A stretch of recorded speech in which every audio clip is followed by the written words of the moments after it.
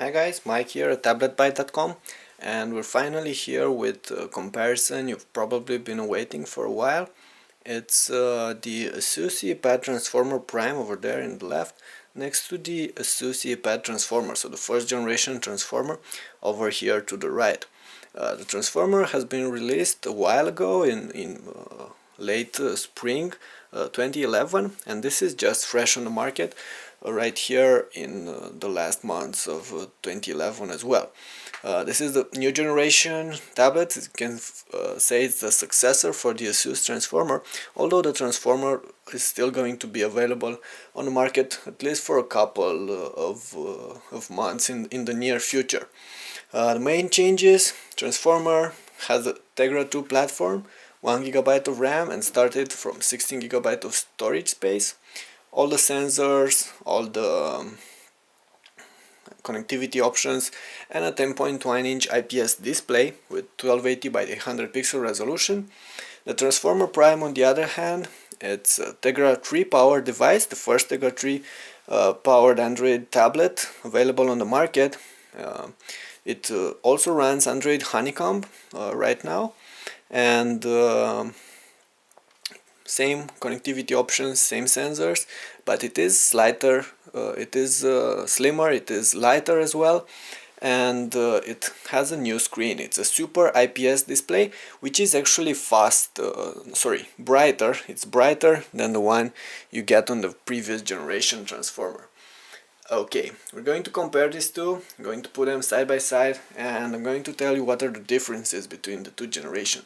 This is, for me, the tablet I've been owning for a couple of months, since June, so I pretty much know all the things about it, and this is quite new, but there's still there are still a couple of changes, fundamental changes between the two. In terms of operating system, they both run Android Honeycomb 3.2.1, I believe, on this one, 3.2.2 on this one, but on the Tegra 2 Prime, there are a couple of enhancements Asus brings for Honeycomb, and of course Android 4.0, so Ice Cream Sandwich will be available for the Prime in just a couple of months. As for the Transformer Prime, we're not really sure if Ice Cream Sandwich will be delivered as fast as for this, or if it will be delivered at all for a Tegra 2 power device. I hope it will, but not really sure. First of all, let's go ahead and compare these two in terms of size. And we had it on stands here, but let's get them off those stands and put one on top of the other. And if you're going to do this, you're going to notice here that, first of all, the Prime is just a tiny bit wider, but it's shorter. You can see that the first generation Transformer was a bit longer than this one, because it had these metallic edges. You know, there are these metallic edges on the first generation Transformer that are no longer on this second generation one. And comparing their width, should be like this. Not really sure if you can see the difference here, but there pretty much is a difference. This one is slimmer by quite a lot. In fact, it's one of the slimmest tablets available right now on the market. The biggest difference, however, is in terms of weight. This one 1.5 pounds, the previous generation Transformer. This one 1.3 pounds, so it's like 15%, more than 50% difference, and you're going to feel this. It might not seem much, but when using it daily and holding it with only one hand, you're going to feel this quite easily. Another difference is in terms of construction quality, and this one, it's all metal and metal on the back and glass on the front. So the entire front is covered in glass, and the entire back is covered in this aluminum with some concentric circles texture.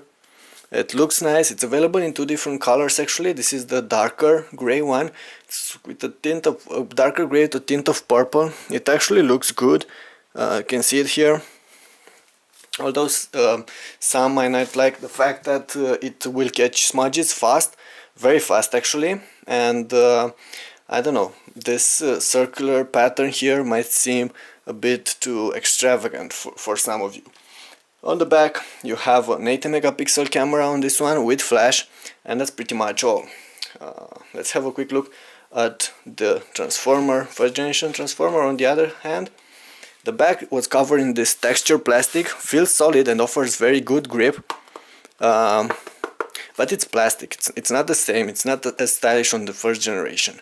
The edges, however, they were covered in metal, and on the front you had the same glass surface, so pretty much the same. On the back you had a camera, a 5 megapixel camera without any kind of LED flash. So I liked the edges on this one. They were straight, but they weren't uncomfortable to hold. You could easily hold the tablet with two hands like this on the first generation tablet. While on this one, because it has this sharper edges, it's kind of like on the iPad. If you're going to hold it for long with with your hands like this, it might hurt your hand here in the corner, because these edges, they're quite sharp. So I would advise getting a leather case for this tablet, which is the same advice I gave to iPad 2 owners. It's pretty much the same issue here. Now let's go ahead and have a quick look at the ports on the sides. On the first generation transformer, you got a microphone, micro SD card here, up to 32 GB of storage can go in there, micro HDMI slot, volume rocker, and the buttons actually feel quite nice. They're solid, they're strong. On top you have this, which is the new power button, microphone, and on this other side you have the headphone jack. While on the bottom you have the docking connectors and the charging dock, the proprietary charging slot over here. In fact, the docking connectors, they've been changed a bit, and this device is now easier to insert in docking than it was before. Previous generation also on the bottom had the docking connectors and this charging proprietary Asus dock. On this side you had a speaker, one of the speakers, micro SD card, mini HDMI card, and headphone jack, microphone next to it. Nothing on top. And on this other side you had, okay, please focus, like this, you had the volume rocker and the power button, and it was placed here on the side. And the buttons, they weren't as sturdy as on the second generation Transformer Prime. And there was another speaker here, so stereo speakers on that first generation Transformer. While on this generation, the second generation, there is only one speaker. It's a mono speaker and it's behind this grill on the back. It's the same as on the iPad, and the biggest problem is when holding the device like this, you're going to cover the speaker with your hand over here and you're going to distortion the sound. One solution, you can hold it upside down like this with the front-facing camera here on the bottom. Or you can just get used to this and use it like this, cover the speaker, but you're going to feel vibration when doing this, so it's not really something that good. And of course both have front-facing cameras here on the front, 1.2 megapixel on both. They will work okay for video chatting and for stuff like this. Let's go ahead and give this stands away, because right now I'm going to show you how these two go together with their docking stations. And we have the docking stations over here. Let me, okay, this should do it. The docking station for the Transformer Prime is very slim. Once again covered in metal, the back is covered in metal, and together they make for a very compact device and light. It's lighter as well than it was on the previous generation. And let me put it one next to the other, and you're going to see the difference in terms of width here.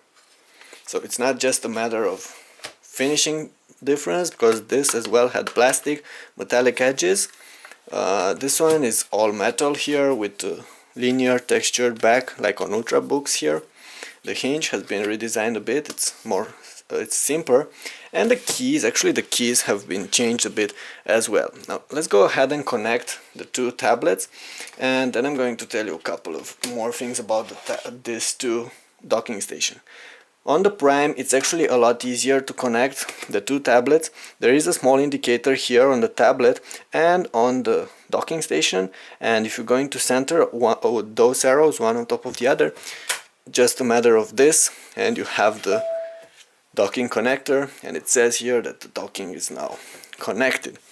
On the first generation transformer, it was a bit more complicated. There was no indicator of that. You had to put it in place and press it over here. It's still working, but it's not as smooth as on the Transformer Prime docking station. Okay, let me go ahead here and adjust the viewing angle for camera. Okay, the keyboard. The keyboards are pretty much the same as before in terms of layout. They're a bit more softer on the new Prime, so I would say they feel better when typing. They're shorter as well, but there is enough travel. There's certainly enough travel on this. Personally, I take the keyboard on this. I find it a little bit more comfortable, like I said, but that one wasn't bad at all. The trackpad has been changed a bit. On this one, the trackpad integrates the button. On that one, there was a separate button for the trackpad. Both trackpads are okay, but they're a bit rough. On both of these, they're a bit rough. They're not smooth as those glass trackpads you have on modern devices, and because of that, the experience is not very good. Keyboard and layout, like I said, it's identical. They both come with these special buttons you use on Android. You have home, search, and all these buttons on tops where the F keys are on Windows devices. They're here. And you also have, of course, Alt Tab to switch between applications on the Prime. And let me go ahead and see. Okay, let's go back. Just open a game. And Alt Tab over here on this one as well. So, pretty standard. Let me also go ahead and close this, and I'm going to tell you how the end devices look. This is the Asus EEE Pad Transformer Prime, very slick, all metal, nice hinge here, and not that heavy actually, about 2.5 pounds, something like this, a bit more, 2.6, 2.7, around there. On the Asus EEE Pad Transformer, it's definitely heavier, like 3 pounds. Feels more massive, and it is more massive, and it's made of plastic. It's not bad, but it's not as nice as the Asus Transformer Prime. And if you hold it in your hand, you're definitely going to feel that this one is a lot heavier. And by a lot, I really mean a lot. Let me put it one on top of the other. And once again, the Prime is just a tiny bit shorter. You can see it over here, it's a bit shorter. But the biggest difference is in terms of width. It's pretty obvious which one is slimmer here, and also the Prime gets a bit slimmer towards the top, towards the front actually. Sorry for that. I forgot to tell you one thing about the port you get on this connectors, on this docking stations. On the Asus EEE Pad Transformer Prime, you get one USB and micro SD card, plus the battery and the docking station, the docking port. On this one, you had another USB. So one USB here, another USB here, and the card reader. So two USBs for the previous generation transformer, while the new Transformer Prime only gets one USB. And this is kind of a problem, mainly because if you're going to connect a mouse to the USB port on the Transformer Prime, you don't have another USB port to connect an external hard drive or something like this, another device that goes on USB, and that was something I was used to on my Asus EEE Pad Transformer, the first generation one. Okay, that was it for this first part. I'm going to get back with a couple of details on performances, prices, battery life in just a couple of seconds. Okay, so they're back on their stands. Transformer Prime on the left, first generation transformer on the right. And for the first part of the test, we're going to shove between home screens here, and let's go ahead and open apps on both, and let's go back. And you can see that this one is a bit snappier, and that's because Tegra 3 is faster. It has more cores, it has better graphics, and while they both run pretty much similar hardware, similar software, Android 3.2.1.2 on this one, the end result is faster and smoother operation on this one. Even in this kind of stuff like switching between home screen, opening apps, downloading, installing stuff, multitasking and stuff like this. Asus also made a couple of changes to these two devices. For instance, we're going to open the multitasking app, multitasking panel here. You're going to see that on this version you can only scroll between them and see them. On this one you can actually close them. It's simple as that. There is an X, you can close applications here. And if you have multiple applications you don't need, you can easily close them like this. On this one, if you had that many, first the device would have been more sluggish, and second we'd have to go in the menu and remove this, or install an app killer to remove this easier. Of course, this device with Tegra 3, the Prime, still has problems with multitasking. If you run multiple applications at the same time, it does get a bit sluggish, but it's not as sluggish as the Tegra 2 device used to get.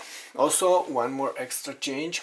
You can see that Asus introduced this thing here. This is a quick launch and a quick settings menu here. You can easily adjust things around. It's very easy to do this. You have this power modes. It has power modes, 3 power modes you can choose between, and they will change the platform to cope with your needs. You have this, the economic mode, the power saving mode, and this pushes battery life a bit more in detriment of performances, and this is the normal mode, which is even better. And for the eco mode, there's also a contrast change. It affects the screen on this one. It lowers contrast just to save more battery life as well. Speaking of screens, they're both very good IPS panels on both and great viewing angles. However, this one is brighter, and it also has this mode, which is called Super IPS, that makes it even more brighter. There is a bit of difference right now. Both are 100%. This is Super IPS, and you can see that this one is brighter than that one. And it's going to be useful especially when going outside, because it allows you to actually use the device. Despite having all these reflections from the glossy screen, you will be able to use the device outside a bit better than you can on this on the Transformer. And it's actually brighter than the Galaxy Tab with their AMOLED displays, and brighter than the iPad 2. Also offers good contrast. So right now probably not going to see this on this camera. It's not the best camera here, but I'm standing in front of them, and the colors, they look more alive on this one. There's a nicer green for this grass, nicer gray and blue for the sky here. Although, okay, like this. So it's definitely better looking on it. It's not bad on this one. It's a very good screen. I like it. It's one of the best screens you get on Android tablets, but it's not the same as here. Okay, so besides the hardware and performances issue, there are a couple of things I wanted to show you as well, and for that we're going to open a browser. No internet on this one. Okay, let's go ahead and connect to internet.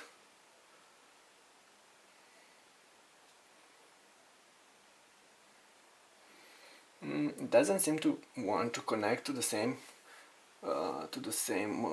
network that this one is already connected to.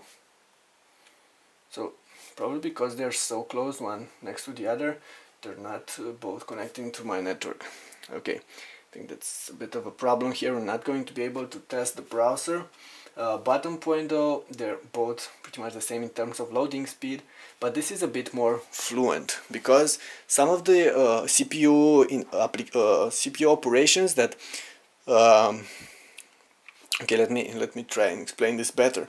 The browser on Honeycomb actually uses the CPU for most of the renderings. Most of the stuff displayed on the screen, they're rendered by the CPU. On this browser, the browser on the Tegra 3 Transformer Prime, some of these operations have been moved towards the graphic chip. So OpenGL handles some of them, and because of that, some I don't know, pinch to zoom, scrolling, page rendering is smoother and looks better on this one, but it's a tiny difference. I would like to show you that, but because this one refuses to connect to my internet, I can't really do this. It sees it in here, but it says signal strength is poor, and it's not going to connect it, because this one, I believe, next to it, it's using the same network and probably eating all the bandwidth or something. I don't know. That's a bit weird here. Okay, besides this, let me go ahead and show you video playing on both of these, and you have the file manager. Back, my friend. Okay, so it's the file manager, a little bit better looking on this one. It's been redesigned slightly. Okay, like this. So the file manager, we have movies. I think I have movies on there, so it's the same. They're the same files, but let me go ahead and open the 720p MKV. So 720p MKV, 720p MKV. I'm using the standard video player on this, Mobi player on that one. Okay, it says it can't play 720p MKV. Okay, not really sure why, but this is 720p MKV on this one. You can see that it's a bit fragmented. It's working, but it's not working flawlessly as it should work. And let me go ahead actually and use the standard video player on this one. Okay, can't seem to find it. Should be here at V. Okay, it's not really working. Let me try it one more time. It defaulted with Mobi. I think that's how I set it in. I'm sorry for that. There's nothing I can do about it. Still, let's go ahead and try and play the 1080p MOV, and we're still using this one. It affects the brightness a bit because of some of the settings I've made on that. You can see though that it's sluggish. It's not working properly, and this player is actually better than the default player you get on Android. On the other hand, let's go here, 1080p MOV. It's not going to work with the video player, with the default video player, but it will work with dice player. But still, we have this 1080p MKV file. Try it with the standard video player, and it's working. It's running 1080p MKV file with the standard player, which is not the best player out there. And if you're going to try, okay, sorry, not this. If you're going to try this is a 1080p 40 megabits per second, and it's not working with the standard video player, but it should work with this, which is dice player. Sometimes it gets a bit sluggish because it's a 40 megabit, and this is the trial version of the software. It might, yeah, that happened in the review as well. So 40 megabit, it's still the top thing you can push at this 1080p 40 megabit clip, Blu-ray rip for instance, and unfortunately it's not working right now. Let's go ahead and try it again. Yeah, doesn't seem to be working here. It's gonna crash. Okay, bottom point, despite not being able to show you this, guys, this one can play 1080p content, bunch of different types of files, some with the standard default players, some with other players. Dice players is what I recommend because it's the best right now, goes for like $5, so very good.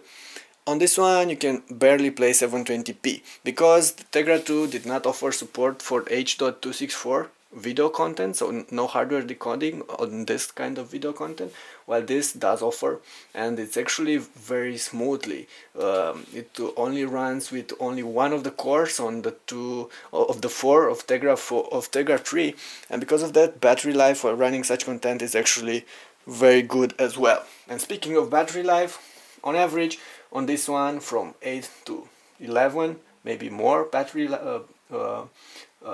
life on a single charge.